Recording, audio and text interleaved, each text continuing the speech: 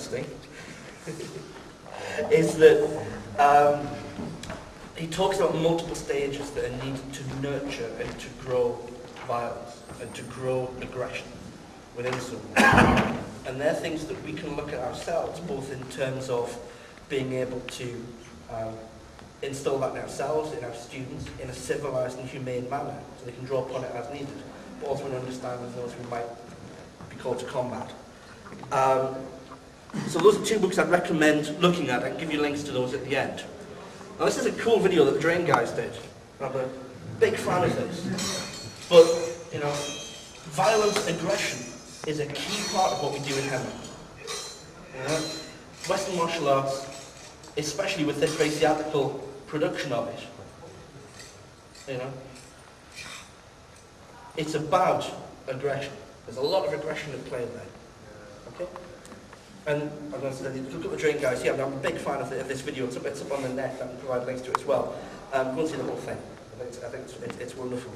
But it shows that, you know, in a stylized way, aggression is a big part of what we do. When you look at the rapier competition later, you will see controlled aggression. Okay? It's also a big factor in other sports, and this is a particular thing I'm particularly a fan of. Those of you who've seen it, this is a special treat because you've got the Tongans as well having a go. Okay?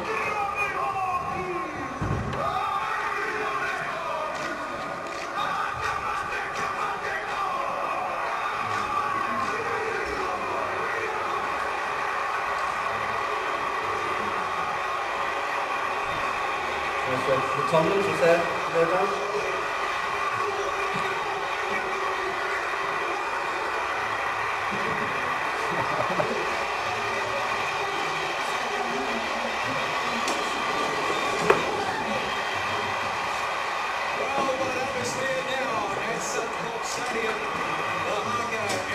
You see, you kind of close in on a couple of key features of it. Wonderful start to this match.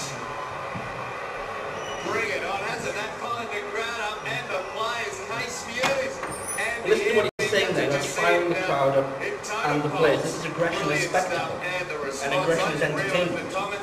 But it's also keying these players up to be able to go into combat in a ritualized, very stylized way with each other, and the crowd respond to it. And you can see the players themselves are massively pumped up. And if you're playing rugby against guys, they are pumped up. And so that's an example of aggression in a sportive context used to entertain and to begin to get over that hurdle of being able to go into a frightening, aggressive, worrying situation. Okay? Now, there is, as well, a different way for it. Okay? And this video is not quite as nice, okay? But I'll show you anyway. What I'd like you to do is just have a look in the middle of the screen here. Just watch this area. Okay? It's security footage, so it's not the best play. Okay? And if you watch the guy there in the white baggy shirt in the centre of the screen with the shaved head, can you see that okay? Mm-hmm. Yeah? Okay. Jeez.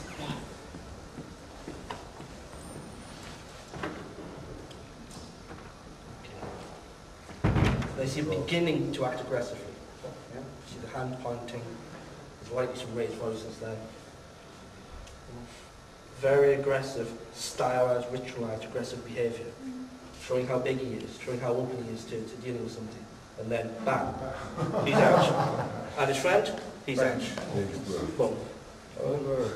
2 kills in less than a second. Through 2 different uses of aggression. Okay, you have the ritualized, stylized, pointing, physical, very obvious, look at me, I'm big, even though he's quite often not. You know, I'm big, I'm scary, I'm someone you should want to be worried about. And that ran into the very focused, very controlled, very directioned aggression of the guy who knocked him and his friend out. Okay? So there's an awful lot of lessons, I think, in that very short video, but for what we're talking about, it shows the 2 different stages of aggression, both of which are useful. But the guy who actually threw the blows, he didn't need to build his aggression because he already had it there ready and waiting.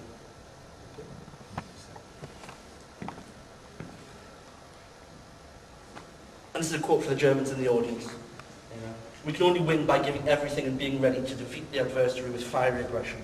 From Clinton. Again, from a sportive context, he was talking about coaching the German national football team. But also, I think that applies to everything we do. You know, whether it's a bout in a club, a bout in competitions. You know, the guy who decides to start a fight with you because you've parked too close to his car. They're all the same thing.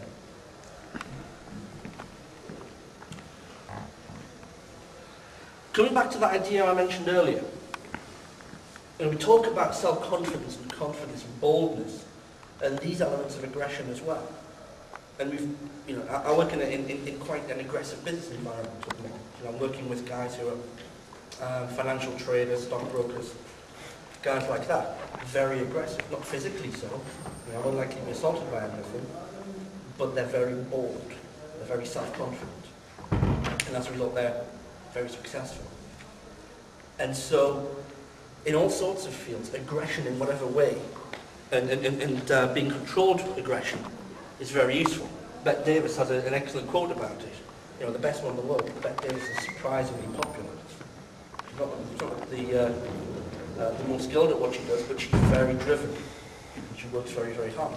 Hence, she's such a success. You know? She refers to aggression as purpose, as drive. And that's essentially what it is. So aggression isn't just a fight in the bar. It's an essential for effective evolution. Species that have evolved, and that have evolved to become successful, succeed by competition. I mean, I guess you all understand Darwin's basic premise. But it's very interesting that intra-species competition is more important than interspecies. It appears to be. The competition existing between people within a species, between the individual creature within a species, are very important to the success and the viability of that species. So competition is a manner in which nature selects its successors. Even down to blackbirds. Professor Dawkins, who writes a lot about such things, has written a really interesting accounts of altruism and aggressive altruism within blackbirds, within a simple bird society, competing and being aggressive in giving gifts, because those gifts until require reciprocity. And that's something that we see. You know, most of us probably have a passive-aggressive mum who wants to feed you every time you go out of the house, and she kind of takes offence if you don't eat her food. It's the same sort of idea. Aggression can show in all sorts of different ways, not necessarily physical. So, and this comes from another really interesting book called On Aggression, Lawrence and Huxley in 2002, and they make the point that aggression is essential, both to the individual, to animal societies, to evolution, and to human societies and complex human interactions. Okay, so does that make sense with you?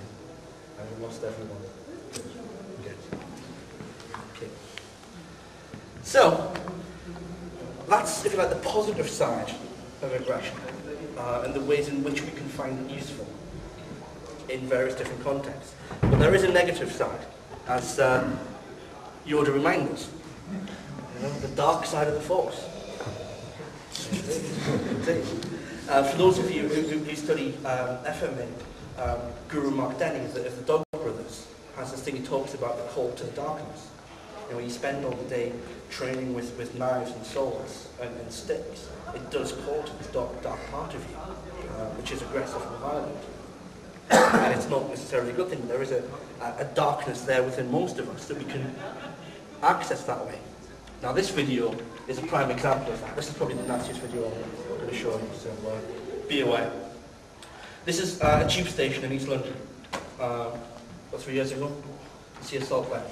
Right, watch this guy in the blue with the yellow thing on. Watch his hand go to his back pocket, and there's the knife in play. Okay, at this point, this victim is concussed with a broken jaw.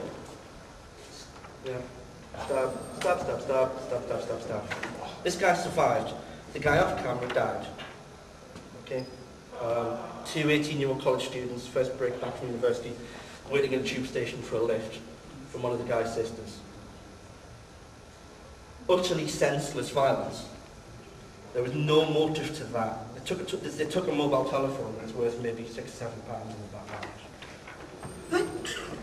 These guys, the attackers, were in the main employed. They had jobs, they had money, they had a car. And they were very easily tracked down and found. But yet that uncontrolled, dark violence and aggression came out. And it came out in such a way that utterly overwhelmed those other two young lads. Now they likely didn't have any self-defense training, any martial arts training, anything like that. But the level of aggression was such that they were unable to respond to it. And unable to respond in any way. And so they died, or one very serious injury, one died, without being able to fight back because of that sudden aggression. Okay.